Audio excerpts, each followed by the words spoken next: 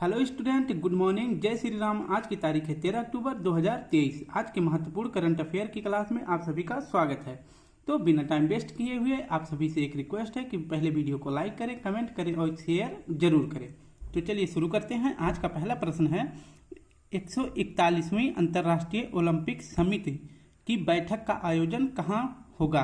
तो इसका सही जवाब हो जाएगा मुंबई में। इसकी व्याख्या देख लेते हैं कि अंतर्राष्ट्रीय ओलंपिक समिति यानी कि आईओसी इसकी स्थापना कब हुई थी? तो इसकी स्थापना हुई थी 23 जून 1894 को। और इसका हेडक्वार्टर कहाँ है? तो इसका हेडक्वार्टर है लुसाने, स्विट्जरलैंड में। और इसके वर्तमान हेड कौन है? तो इसके वर्तमान हेड हैं थॉमस वॉक। इसकी आईओसी की 141वीं बैठक कहाँ हो रही है? मुंबई में। इस हिसाब से हमारा सही ऑप्शन हो जाएगा ऑप्शन सी सही आंसर हो जाएगा। अब देख लेते हैं इसकी बैठक कहाँ हो रही है। मुंबई के किस जगह पे? तो मुंबई के जियो वर्ल्ड सेंटर में इसकी बैठक हो रही है। और 3 दिन इसकी बैठक चलेगी, 15, 16, 17 अक्टूबर को। ठीक है। आईओसी का भारत अब तक 2 बार होस्ट रह चुका है। पहली बार रहा था 1983 में। और इसकी बैठक तब कहाँ हुई थी? तो इसकी बैठक हुई थी नई दिल्ली में। और यह किस क्रम की बैठक थी? तो 86वीं बैठक थी। और दूसरी बार बैठक बन रहा है कब? 2023 में। और इसकी बैठक कहाँ हो रही है? मुंबई में। और यह किस क्रम का है? 141वें क्रम का है। आसियान गेम्स का भी भारत 2 बार होस्ट रह चुका है। पहली बार जब इसका आयोजन हुआ था आसियान गेम का 1951 में, यह भारत में पहली बार हुआ था और यह पहले ही क्रम का था। और दूसरी बार आसियान गेम्स का होस्ट कब हुआ था? तो 1982 में। यह किस क्रम का था? तो यह 9वें क्रम का था। तो इस प्रकार से हमने देख लिया कि भारत जो है 2 संगठनों का 2 बार आयोजन कर चुका है। एक तो कर चुका है आईओसी का और दूसरी बार कर चुका है आसियान गेम्स का। अब देखते हैं कि G20 के बारे में देख लेते हैं कि G20 की 18वीं बैठक कहाँ हुई थी? तो G20 की 18वीं बैठक हुई थी भारत में। और भारत में कहाँ? भारत मंडपम में। यह कहाँ है? तो यह न्यू दिल्ली के सामने इसका स्थापना किया गया है, भारत मंडपम का। और इसी पे अब की बार बैठक हुई थी G20 18वें क्रम का। और एससीओ का भी अब की होस्ट कौन था? तो एससीओ का भी होस्ट भारत ही था। एससीओ का 9वां सदस्य देश कौन बना है? तो 9वां सदस्य बना है ईरान। ठीक है, कौन बना है? ईरान बना है। और इंटरपोल की भी बैठक अब की बार भारत में हुई थी। किस क्रम की थी? तो यह 90वें क्रम की बैठक थी भारत में। और इसका बैठक कहाँ हुआ था? तो नई दिल्ली में। आईओसी ने मिलकर एक संगठन की स्थापना की है जिसका क्या नाम है? जिसका नाम है ओवीईपी यानी कि ओलंपिक वैल्यूज एजुकेशन प्रोग्राम। इसकी शुरुआत किसने करी है? तो आईओसी इंटरनेशनल ओलंपिक कमेटी और इसके बाद रिलायंस ने मिलकर जो है ओवीईपी की स्थापना करी थी। अब देख लेते हैं कि आईओसी पहली बार इसे कहाँ खेला गया था। तो पहली बार जो है आईओसी कहाँ खेला गया था? तो 1896 में एथेंस यानी कि ग्रीस में पहली बार आईओसी की शुरुआत की गई थी। 33वां आईओसी कहाँ खेला जाएगा? तो यह खेला जाएगा 2024 में पेरिस में। ठीक है, इसको याद रखना। और जो है 32वें क्रम का कहाँ खेला गया था आईओसी? तो यह खेला गया था टोक्यो में। कहाँ खेला गया था? टोक्यो में 2020 में। इसमें भारत की रैंक कितनी थी? तो इसमें भारत की रैंक थी 48। और इसमें 1 gold, 2 silver, 1 bronze, 4 bronze Bharat ने जीता था। इस प्रकार भारत के 7 मेडल थे। 33वें क्रम का कहाँ पे होगा? तो यह पेरिस 2024 में इसका आयोजन करेगा। और 34वें क्रम का कहाँ होगा? तो 34वें क्रम का होगा लॉस एंजल्स जो कि अमेरिका में है। 2028 में इसका आयोजन होगा। ठीक है, याद रखना। महत्वपूर्ण क्वेश्चन है, हाल ही में विश्व कप इतिहास में सर्वाधिक शतकों का सचिन का रिकॉर्ड किसने तोड़ा है? तो सही जवाब आपका हो जाएगा रोहित शर्मा। अब रोहित शर्मा के बारे में देख लेते हैं कि वर्ल्ड कप में सर्वाधिक शतक लगाने वाले कौन बन गए हैं? रोहित शर्मा कितना शतक लगा चुके हैं? 7 शतक लगा चुके हैं। और सचिन तेंदुलकर 6 शतक लगा चुके हैं। ठीक है, तो रोहित शर्मा ने 7 शतक जो है 19 मैचों में लगाया है, जो कि सबसे ज़्यादा शतक बन गया है। किसमें? वर्ल्ड कप में। और दूसरा क्या है कि अंतर्राष्ट्रीय मैच में सर्वाधिक छक्के लगाने वाले का रिकॉर्ड भी जो है रोहित शर्मा के पास हो गया। इन्होंने क्रिस गेल का रिकॉर्ड तोड़ दिया है।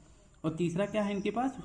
वर्ल्ड कप में सबसे तेज शतक लगाने वाले भारतीय खिलाड़ी रोहित शर्मा बन गए हैं। और इन्होंने किसका रिकॉर्ड तोड़ा है? कपिल देव का। ठीक है, याद रखना। अब देखते हैं कि वर्ल्ड कप में सचिन तेंदुलकर 6 वर्ल्ड कप खेल चुके हैं। और रोहित शर्मा कितने वर्ल्ड कप खेल चुके हैं? तो 3 वर्ल्ड कप खेल चुके हैं। ठीक है, ये जो है 7 शतक लगा चुके हैं। और ये अभी तक 6 शतक लगा के ये रिटायरमेंट हो गए हैं। ठीक है, अब देखते हैं कि आईसीसी वर्ल्ड कप 2023 का आयोजन कहाँ पे हो रहा है। तो यह 13वें क्रम का है और इसका आयोजन हो रहा है अब की बार कहाँ, भारत में। ठीक है, इसके ब्रांड एम्बेसडर कौन बनाए गए हैं, तो इसके ब्रांड एम्बेसडर बनाए गए हैं शाहरुख खान। और इसका पहला मैच कहाँ खेला जाएगा, तो इसका पहला मैच खेला जाएगा नरेंद्र मोदी स्टेडियम में। और किसके बीच खेला गया था, तो इंग्लैंड और न्यूजीलैंड के बीच। न्यूजीलैंड इसमें जीत गया था। अब देखते हैं कि पहला वर्ल्ड कप कहाँ हुआ था, तो पहला वर्ल्ड कप का विजेता कौन था, तो यह वेस्ट इंडीज था। और कब हुआ था, तो यह हुआ था 1975 में। और कहाँ हुआ था, तो इंग्लैंड में यह हुआ था। कहाँ पे हुआ था, इंग्लैंड में। ठीक है, और ग्लोबल एम्बेसडर किसे बनाया गया है, 2023 का जो गेम हो रहा है इसका ग्लोबल एम्बेसडर किसे बनाया गया है, तो सचिन तेंदुलकर को बनाया गया है। और थीम सॉन्ग क्या है, तो दिल बोले जश्न। इसे किसने गाया है, तो प्रीतम ने। ठीक है, तो इसे किसने गाया है, प्रीतम ने। अब देखते हैं कि आसियान गेम्स में भी भारत ने मेडल जीता है। आसियान गेम्स में मेल वाले में गोल्ड मेडल जीते हैं अफगानिस्तान को हराकर। और भारत के कप्तान तो कौन थे, तो ऋतुराज गायकवाड़ थे। और आसियान गेम्स में फीमेल ने भी गोल्ड मेडल जीता है, किसे हरा के, श्रीलंका को। और फीमेल की कप्तान कौन थी, तो यह हरमनप्रीत सिंह थी। एशिया गेम कप भी हमने जीत लिया है, किसे हराकर, तो श्रीलंका को हरा के भारत ने एशिया कप भी जीत लिया है। तीसरा महत्वपूर्ण प्रश्न है, हाल ही में चर्चा में रहा डिलीट बिल का संबंध किससे है। डिलीट बिल का संबंध किससे है, तो सही जवाब हो जाएगा यूएसए से है। डिलीट बिल का क्या मतलब है, पहले तो इसका क्या नाम रखा गया है, तो इसका नाम था SB 362 इसका नाम था। इसे जो है कहाँ पे शुरू किया गया है, तो यूएसए के कैलिफोर्निया प्रांत में यह बिल पारित हुआ है। और किसके द्वारा, गवर्नर के द्वारा। और वहाँ के गवर्नर कौन है, तो वहाँ के गवर्नर हैं गोविंद न्यू सोम। ठीक है, और डिलीट बिल का क्या मतलब है कि राइट टू प्राइवेसी।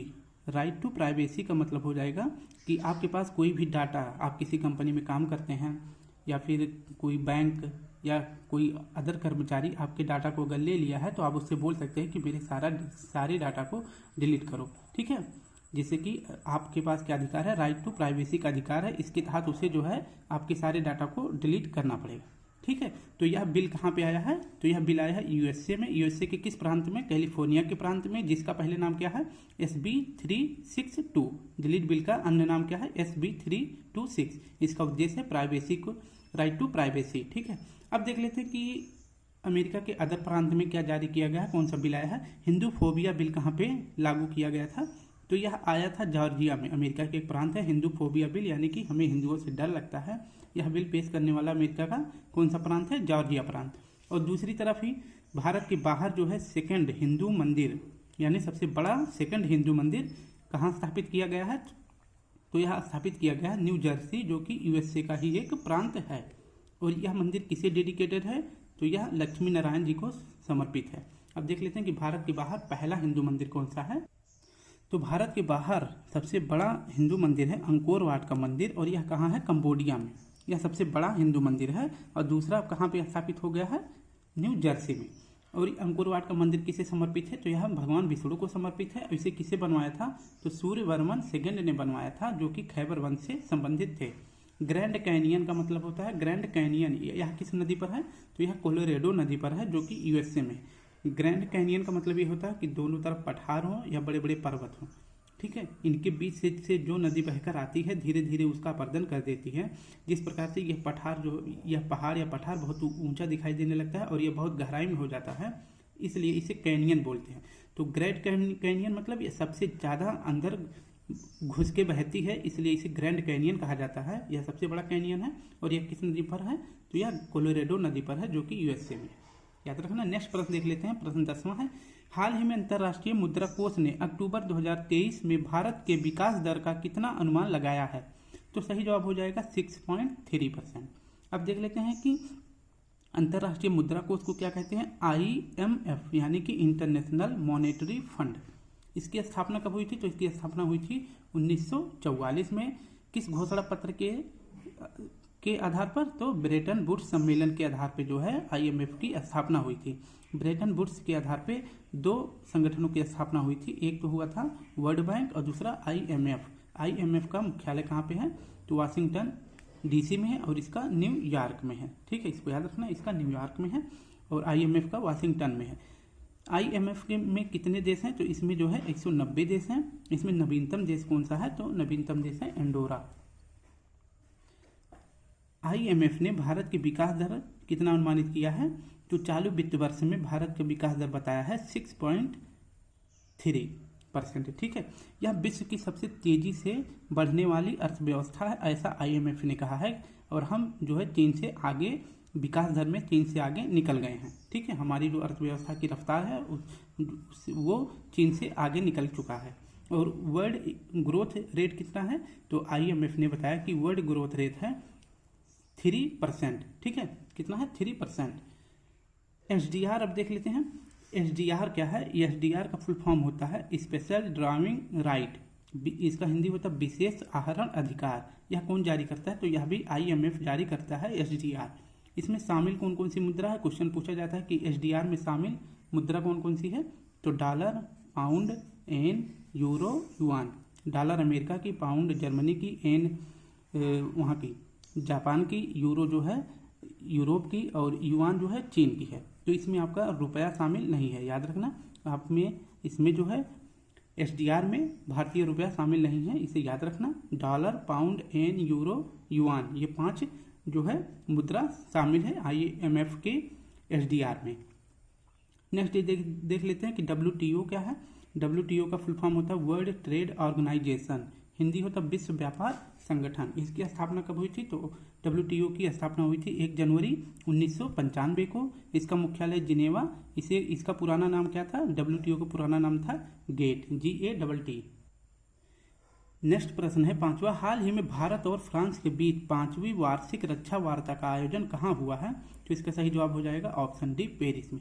भारत और फ्रांस के बीच वार्षिक रक्षा आयोजन हो रहा है, किस क्रम का है? तो यह 5वें क्रम का है। इसका आयोजन कहाँ पे हो रहा है? तो पेरिस में हो रहा है। और भारत की तरफ से कौन भाग लिए हैं इसमें? तो रक्षा मंत्री राजनाथ सिंह। ठीक है, भारत और फ्रांस के बीच विभिन्न जो अभ्यास हुए हैं उसके बारे में आपको बता दें। पहला है शक्ति, दूसरा है वरुण, तीसरा है फ्रिंजेट्स और चौथा है गरुड़। शक्ति में कौन सेना शामिल होती है? तो आर्मी सेना होती है। और वरुण में नेवी, और गरुड़ में एयर फोर्स। ठीक है, याद रखना, इंपॉर्टेंट है। फ्रांस स्वतंत्रता दिवस कब मनाता है? तो 14 जुलाई को मनाता है। इस दिन क्या हुआ था वहाँ पे? तो हैप्पी बस्टाइल डे के रूप में फ्रांस स्वतंत्रता दिवस मनाया जाता है। एक बड़ा सा टावर था, उसको फ्रांस जो है अपनी गुलामी का प्रतीक मानता था, उसे गिरा दिया। और कब गिराया था? तो 14 जुलाई को गिराया था। और इसी दिन जो है क्या मनाया जाता है? हैप्पी बस्टाइल डे, जो कि फ्रांस का स्वतंत्रता दिवस है। और 14 जुलाई को हमने क्या लॉन्च किया था? तो चंद्रयान 3 लॉन्च किया था। और यह 23 अगस्त को मून के साउथ पोल पे लैंड किया था हमारा चंद्रयान 3। ठीक है, कब लॉन्च किया था? तो लॉन्च किया था 23 अगस्त को, और यह मून के साउथ पोल पे लैंड किया था। और जहाँ पे यह लैंड किया उस जगह क्या नाम रखा गया? तो शिव शक्ति पॉइंट। इसलिए हमने जो है 23 अगस्त को क्या मनाना शुरू किया है? तो अंतर्राष्ट्रीय अंतरिक्ष दिवस। 23 अगस्त को हमने क्या मनाना शुरू किया है? राष्ट्रीय अंतरिक्ष दिवस मनाना शुरू किया है। अब देख लेते हैं कि फ्रांस आया, तो फ्रांस के बारे में 2 महत्वपूर्ण घटनाएं देख लेते हैं कि फीफा वर्ल्ड कप पुरुष वाला आयोजन कहाँ पे हुआ था? कतर में। इसमें जो है अर्जेंटीना जीत गया है और फ्रांस हार गया है। और नेक्स्ट जो है फीफा वर्ल्ड कप कहाँ पे होने वाला है? तो नेक्स्ट होगा नॉर्थ अमेरिका में। नॉर्थ अमेरिका में 3 देश आते हैं, USA, कनाडा और मैक्सिको। ठीक है, ये तीनों देश में नेक्स्ट फीफा वर्ल्ड कप का आयोजन होगा। और महिला फीफा वर्ल्ड का आयोजन कहाँ पे हुआ था? तो इसका होस्ट था न्यूजीलैंड और ऑस्ट्रेलिया। इसमें जो है स्पेन और इंग्लैंड के बीच में फाइनल मैच खेला गया था। तो इसमें इंग्लैंड हार गया और स्पेन जीत गया था। याद रखना, इंपॉर्टेंट क्वेश्चन है। प्रश्न 6 देख लेते हैं। हाल ही में ग्लोबल हेल्थ इनोवेशन फेलोशिप किसके सहयोग से प्रारंभ की गई? तो इसका सही जवाब हो जाएगा WIPO। अब इसकी व्याख्या देखते हैं। ग्लोबल हेल्थ इनोवेशन फेलोशिप, इसका प्रारंभ किसने किए हैं?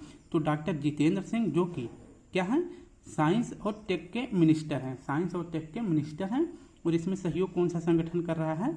ग्लोबल हेल्थ इनोवेशन फेलोशिप को प्रारंभ करने में कौन मदद कर रहा है? तो WIPO। इसका फुल फॉर्म क्या होता है? वैश्विक बौद्धिक संपदा संगठन। ठीक है, इसकी स्थापना कब हुई थी? तो इसकी स्थापना हुई थी 1967 में। इसका मुख्यालय कहाँ है? तो इसका मुख्यालय है जिनेवा में। ठीक है, इसका मुख्यालय जिनेवा में है। और वैश्विक बौद्धिक संपदा संगठन में भारत कब शामिल हुआ था? तो भारत शामिल हुआ था 1975 में। और यह जो है वैश्विक बौद्धिक संपदा एक रिपोर्ट जारी करती है, वर्ल्ड इनोवेशन इंडेक्स। ठीक है, वर्ल्ड इनोवेशन इंडेक्स जारी करता है। इसमें भारत की रैंक है 40। ठीक है, 40 है। नेक्स्ट प्रश्न देखते हैं। अब देखते हैं कि वर्ल्ड हेल्थ इनोवेशन फेलोशिप क्यों मनाया गया या क्यों शुरू किया गया है।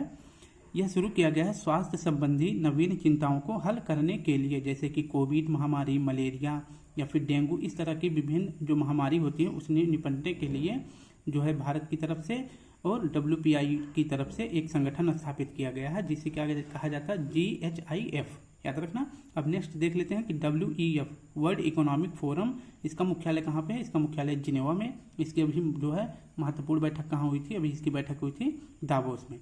इसका जो यह कौन सा रिपोर्ट जारी करता है? तो यह रिपोर्ट जारी करता है ग्लोबल जेंडर गैप इंडेक्स। इसमें भारत की रैंक है 127। और WWF की स्थापना कब हुई थी? तो 1961 में हुई था। इसका मुख्यालय कहाँ है? इंग्लैंड में। इंग्लैंड में एक संगठन का और मुख्यालय है IUCN, international union conservation of nature.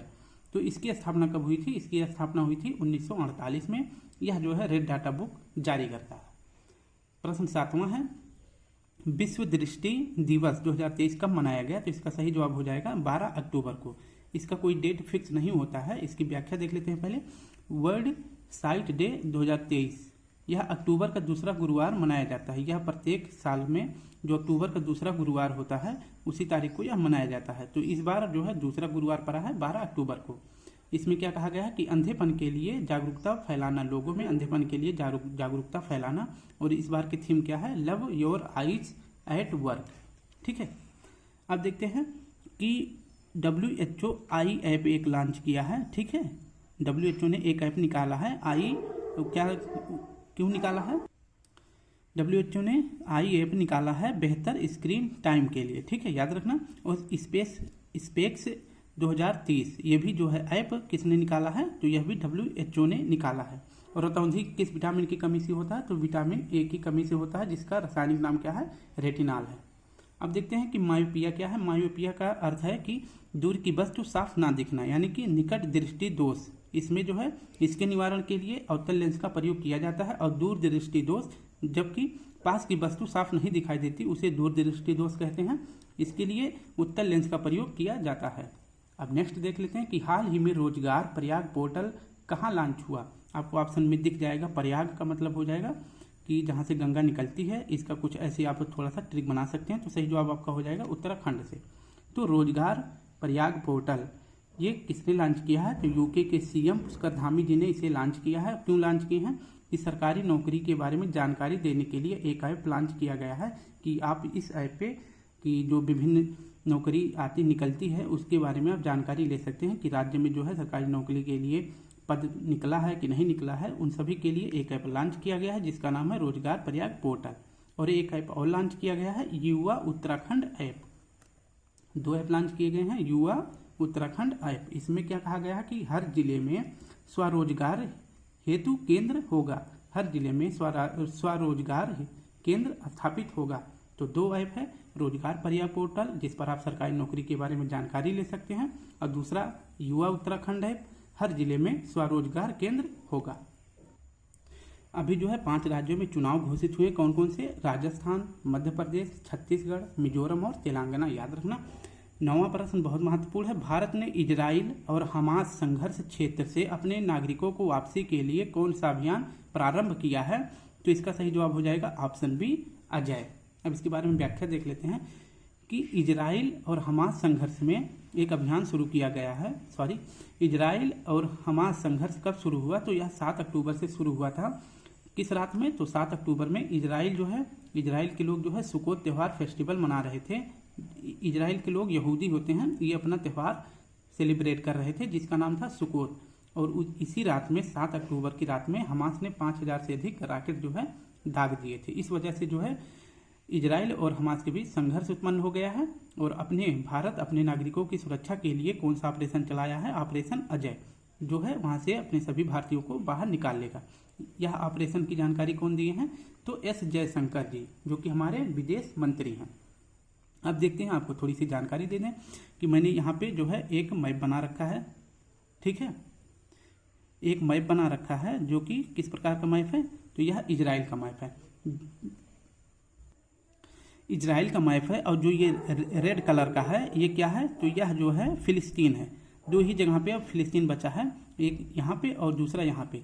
जो ये पहला वाला है इसका नाम है वेस्ट बैंक और जो दूसरा वाला है इसका नाम है गाजा पट्टी। ठीक है, इसी वेस्ट बैंक में यहाँ पे अल-अक्सा मस्जिद है जो विवाद का कारण है। विवाद का कारण ये है, लेकिन विवाद कौन कर रहे हैं, यहाँ के पे एक संगठन है जिसका नाम है हमास, तो विवाद ये कर रहा है। ठीक है, तो फिलिस्तीन में जो है अल-अक्सा मस्जिद है, ये याद रखना, फिलिस्तीन के वेस्ट बैंक में अल-अक्सा मस्जिद है और विवाद कहाँ पे हो रहा है, गाजा पट्टी में। तो दोनों ही जगह किसका है, फिलिस्तीन का।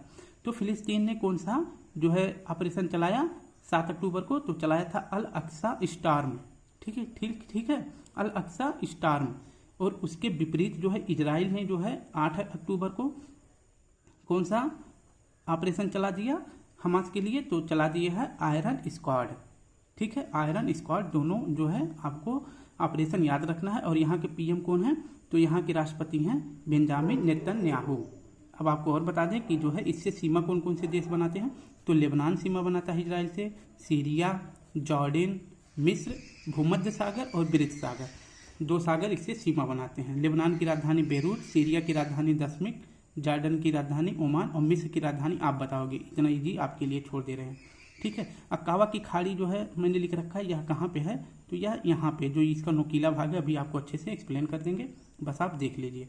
ठीक है, अब चलते हैं अपने नेक्स्ट प्रश्न पे, देखते हैं। आज का लास्ट प्रश्न है, हाल ही में ऐतिहासिक धार्मिक स्थलों के विकास हेतु वंदन योजना कहाँ प्रारंभ की गई है, तो इसका सही जवाब हो जाएगा उत्तर प्रदेश में।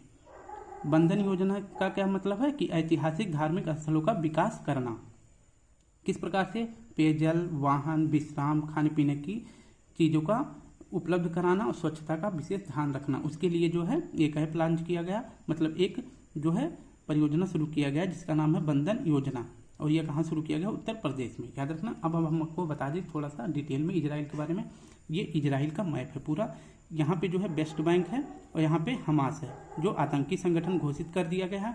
यहाँ पे आपका कौन सा देश है, यहाँ पे लेबनान है, याद रखना, यहाँ पे लेबनान है और यहाँ पे सीरिया है, ये आपका जॉर्डन है, बड़े बड़े में पहला लेटर उसका लिख दे रहे हैं, यहाँ पे जॉर्डन है, यहाँ पे मिस्र है और ये अक्कावा की खाड़ी यहाँ पे है।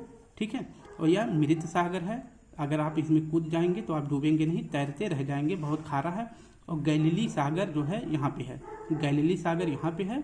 ठीक है, यह गैलीली सागर जो है सीरिया का था, लेकिन युद्ध हो रहा था जब 1967 में 6 दिवसीय युद्ध हुआ था, तो उसमें जो है इजराइल ने इस पूरे ज़मीन को अपने कब्जे में ले लिया, तो इस हिसाब से गैलीली सागर भी इजराइल के पास आ गया। और ये क्या है, लेबनान, लेबनान जो है सीमा बनाता है और यहाँ पे पूरा इतना बड़ा बाउंड्री किसका है, भूमध्य सागर का। याद रखना, वेरी इंपॉर्टेंट क्वेश्चन है, अब आपको समझ में आ गया होगा। ये 2 संगठन है, एक तो क्या है वेस्ट बैंक है और ये क्या है हमास का, ये जो है गाजा पट्टी है। कौन सा, ये है गाजा पट्टी।